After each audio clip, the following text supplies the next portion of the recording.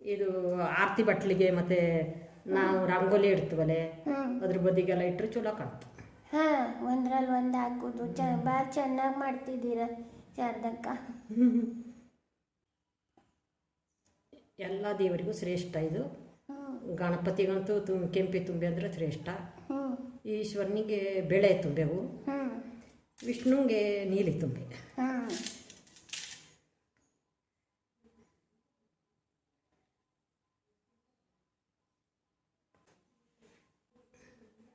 ಚಲೋ ಆಗ್ತಾ ಇತ್ತು. ಆರತಿ ಬಟ್ಟೆಗೆಲ್ಲ ಇಟ್ಟುಕೊಂಡು ಈ ರಂಗೋಲಿ ಹೊಸಲು ಹತ್ರ ರಂಗೋಲಿ ಹಾಕ್ತೀವಲ್ಲ, ಅದ್ರ ಪಕ್ಕ ಇಡೋದು ಚಲೋ. ಆರತಿ ಎತ್ತಕ್ಕಿದ್ರೆ ಸುಮಾರು 4-5 ರಾಶಿ ಮಾಡ್ತಿರ್ತೀವಿ. ಸುತ್ತ ಆರತಿ ಬಟ್ಲಲ್ಲಿ ಇಟ್ಕೊಂಡು ಆರತಿ ಎತ್ತೋದು, ಮಧ್ಯದಲ್ಲಿ ದೀಪ ಇಟ್ಟಿರೋದು.